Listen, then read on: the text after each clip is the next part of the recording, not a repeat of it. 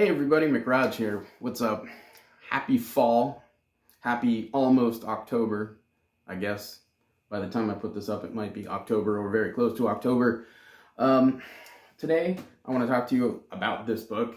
The Fourth Turning is here. This is a sequel to a very influential book that I mentioned. I did a video about it a while ago called just The Fourth Turning. It was by this guy and his partner, William Strauss, that he wrote the first book with, and he came up with the Strauss-Howe generational theory with, is deceased, unfortunately. And I don't remember the first book being slanted in favor of kind of leftist politics and, propaganda almost. But this one is, and I'm going to read you a few of the excerpts that just kind of rubbed me the wrong way. Honestly, I'm coming at this, I'm fairly neutral in the whole red team versus blue team thing, but what I've noticed is that the mainstream media has always slandered, of course, Donald Trump, but just in general, that whole, really wanting to get back to constitutional values and not being woke, being the anti-woke side is really getting smeared. This wokeness ideology that has penetrated the left, that has penetrated our mainstream media. Unfortunately, this guy believes what the mainstream media is telling him about some very key events and topics.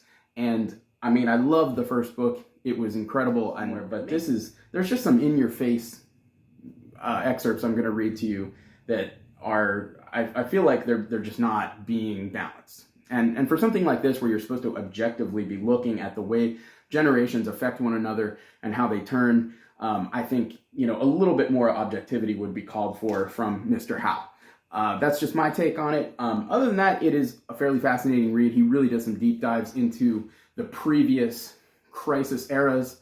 And of course, I'm referring to primarily talking about the American Revolution around 1780. I'm talking about the Civil War around 1860, and I'm talking about the Great Depression and then World War II around 1940.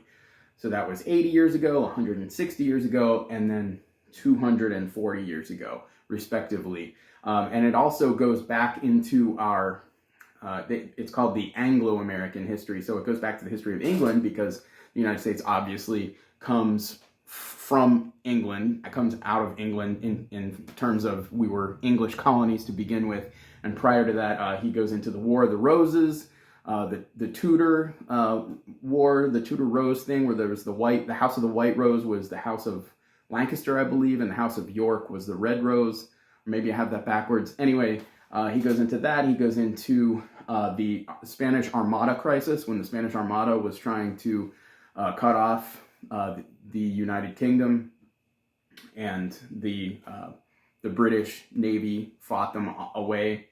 And I think there was one other one.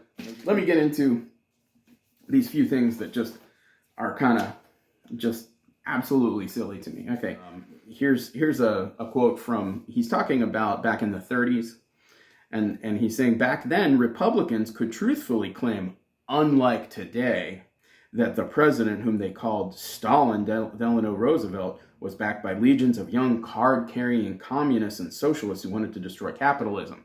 Because that's not true today. The lefties aren't really commies and socialists today. And well, every Republican I know will tell you that Potato Joe is a communist, and as well as Kamala Harris, that they do lean towards communist and socialist policies, and that they are, issuing a mandate for everyone in the country. I mean, that doesn't seem very democratic to me. That seems more like an absolute authority, like you would expect in a communistic society with a authoritarian dictator at the top. But, no, Trump is the authoritarian dictator, right?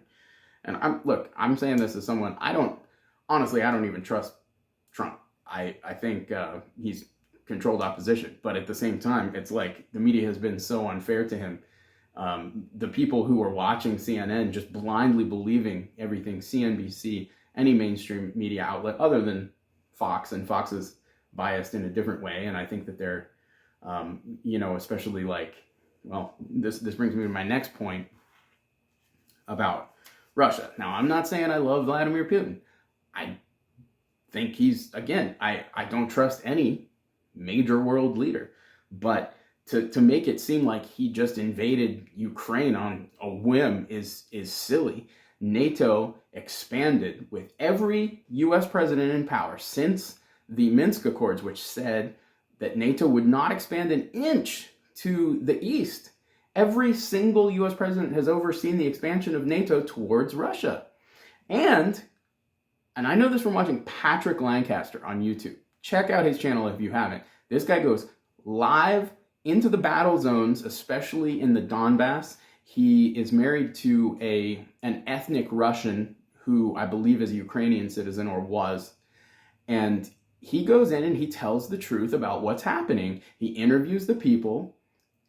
And every single one of these ethnic Russians in eastern Ukraine says that Ukraine has been shelling their villages. They have been shelling Donetsk and Lugansk since 2016. They've been attacking them. So this special military operation by Russia was just that. It was essentially to protect the ethnic Russians living in eastern Ukraine. And look, I've known Ukrainians in my life. I think they're great people. I love the Ukrainian people. I knew a guy named Yuri who became, a decent friend when I lived out in Los Angeles. And I hope he's doing well. I hope his family's doing well. And at the same time, I have no problem with the Russian people either. It's these governments. It's the Ukrainian government. It's our government and the Russian government that are all getting into fights. And they really don't care about the little guy. But anyway, more of this slander and Donald Trump, his fawning affection for brutal strongmen like Vladimir Putin. And then his fawning affection began to play poorly even among Republicans once Russian artillery began pulverizing apartment buildings in Kharkov and Kiev. Come on, this is propaganda straight out of the worst of the worst, which, I'm always referencing CNN because I consider them the worst of the worst. Everything they do is biased. Everything they do is slanted to the left. Everything they do is propping up puppets like Potato Joe and tearing down people who want to get us back to, that 1776 constitutional values type leadership.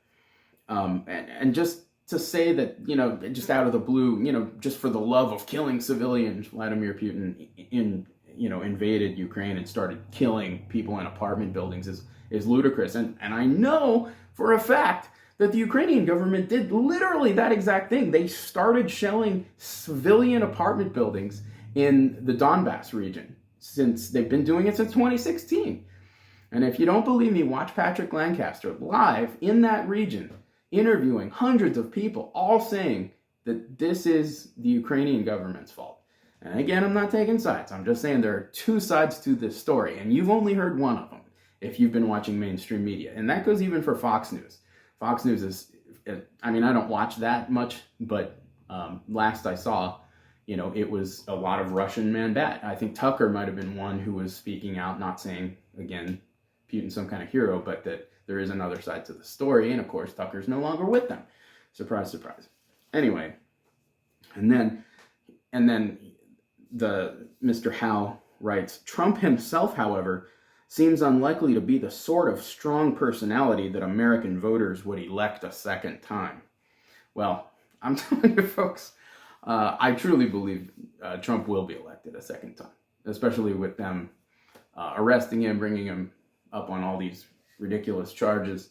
And again, I think he's an actor playing a role that they have cast him for.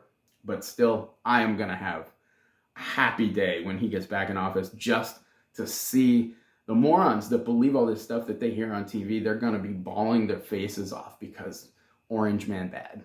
And I truly believe he's going to be our president again. And I'm going to love it because it's fun to watch. Not because I really think the guy's a saint who cares about us. I think he's been cast to play the role of the hero. That's my take on it. Essentially, I know all of the MAGA people are going to be jumping for joy And I'm going to be laughing my butt off at the whole spectacle, watching the lefties and normies and sheeple bawl their faces off because Orange Man bad. Anyway, what else do I have here? Oh, this one takes the cake. Okay, and he mentioned this several times throughout the book, but here he says so specifically, and I quote, America's red zone is ... more violent than the blue zone. And he specifically says in another part of the book that there's more gun violence in red areas than in blue areas. Now that is patently false. Anyone will tell you where there is more legal gun ownership, there is vastly less gun violence. Gun violence peaks out in all the major blue cities where there are gangs and gang violence and black on black violence every weekend. Okay, this is the fact of the matter. This is the truth. It's not rednecks shooting their 12 gauges in the countryside. They're not walking into bars and getting into gunfights like it's the Wild West. That is false. But there is gun violence going on in the inner cities. That is where the gun violence takes place, and many of those people, most of those people, the vast majority, are not legal gun owners. They own illegal guns. And I spent a huge part of my life, I spent most of my life anti-gun. I just didn't think the average person needed a gun. Now I see the wisdom in the Second Amendment and our founding fathers giving us that right. I think an armed society is a polite society. And I truly don't know, yet he doesn't cite any sources, and he can't because there's even the numbers there. There's really no way you can fudge those numbers to make it look like there's more gun violence in red areas. So, again, if you were thinking about getting this book, I recommend reading the first one, The Fourth Turning, written by William Strauss and Neil Howe. This sequel is, so far, it's a lot of review. It's going over the same concepts that were in the first one, and it has this political bias that I'm not fond of. If you're really, really into the concept and you're a historian, a scholar of history, he really does some deep dives that are interesting. And, it's hard to show that same political bias when you're going back in history because the politics were so different back then. And it's not like we know what propaganda was being thrown at the people, really. I mean, yeah, I guess we have some idea with old, newspaper articles and things. But by and large, I think it's balanced when it's looking back, especially beyond this most recent 80-year cycle, this most recent seculum, a period of 80 years, the one long human lifetime. So, yeah, I'd probably give this book about 6 out of 10 stars so far. I'm not quite done with it. I still have like 50 pages to go. I just wanted to throw this out there, and the author is a little bit slanted to the left, a little biased, unfortunately. I was hoping it would be a little more balanced, but, still worth a read if you're really into the fourth turning concept, the theory of the generational theory that every generation is roughly, I think it's 21 years now. This is McRaj signing off. Adios, muchachos. Have a good weekend.